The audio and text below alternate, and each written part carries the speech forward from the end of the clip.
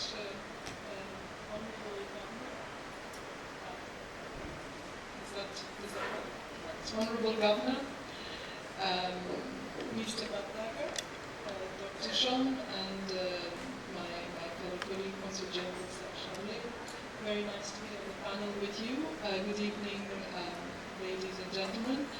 It's a pleasure to be part of Europe Day celebrations in Mumbai, organized by the Council of the EU Chambers in India. In fact, this timing of this EU Day in Mumbai couldn't have been more opportune because the EU and India are reaching very close to the launch of an FTA and investment negotiations that will soon take off. The EU has been a partner to India in its development and modernization path in the last 60 years, in fact since 1962. And this strategic partnership has really taken off and gained a strong momentum in the last years. Some of you, those who have been following the press, you might have seen in last May 2021, there was I would say, a significant EU-India leaders meeting in the beautiful city of Porto. And we can say that our partnership reached a turning point because there were not only new and past pillars were further strengthened, and we took important decisions. Our leaders took important decisions, notably to start the launch of the Free Trade Agreement, a decision to launch an investment protection agreement, and a decision to launch a geographical indications agreement. Furthermore, we also signed a connectivity partnership that was to foster green growth, look into key issues like protecting the planet, and work together for a digitalization which is more human-centric. I'm here as somebody who heads the trade and investment pillar for the EU in India. So I will focus a little bit on the trade and investment parts, which I understand is also central to your interests. So it has been an important pillar and it has been growing. The numbers have been mentioned, so I won't go into them. But what I do want to do is correct my fellow panelists that in this year, the most recent year, the EU is India's number 2 partner, not number 3, so the numbers have changed, and in fact bilateral trade is close to 100 billion euros. So our EU investments accounts for about 11% of total investment inflows into India, so that's significant. And we are also an important destination for Indian investment, and we hope in the near future we become even bigger, as my colleague pointed out. However, I mean, given this, things are looking good, but we believe that there is potential to do more, and it's much more, in fact, both in the areas of trade and investment. And a couple of comparative points. The EU's investment in India, if you compare that with the EU's investment in Brazil, the EU's investment in Brazil is about 4 times what we invest in India. So you see that investment there is at least a 4-fold span of possibilities of increase. And similarly, Indian investors also represent only a tiny percentage of total FDI flows into the EU, so there's also scope to increase in the other direction. The EU, we've said, is one of the world's largest trading blocs. We account for 16% of global imports and exports, and we are the largest trading partner and investor for about 80 countries in the world. So that again underlines the potential for growth. Now, we've mentioned an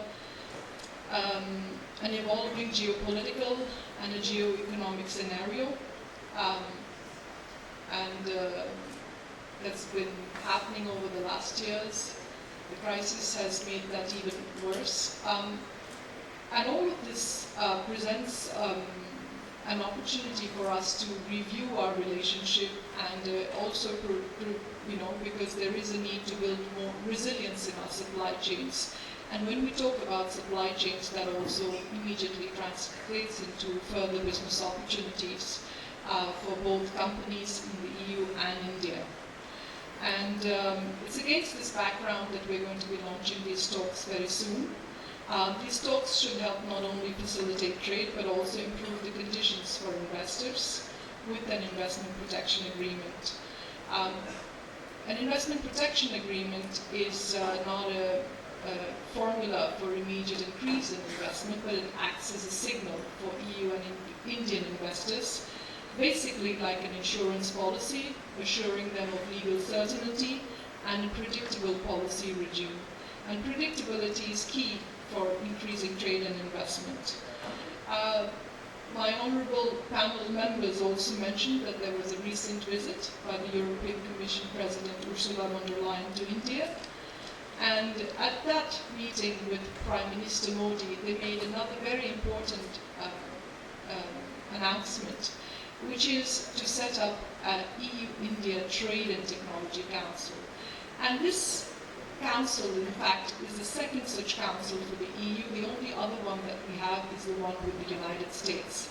And this council should give political guidance to our trade and technology relations, which are increasingly playing a central role.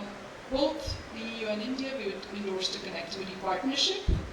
And here let me highlight a program that the EU has launched, which is called the Global Gateway.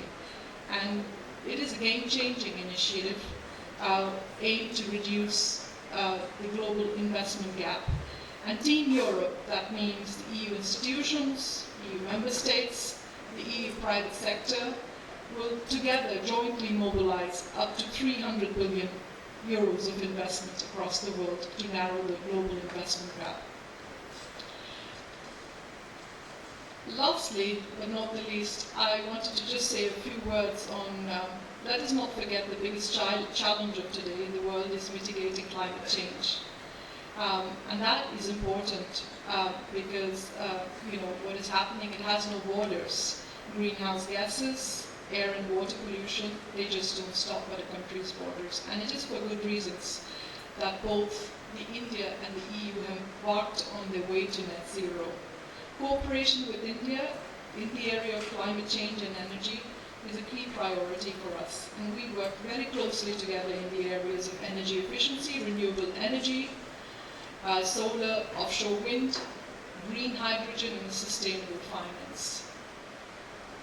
This environmentally sustainable growth also offers with it significant opportunities for businesses on both sides, the EU and India.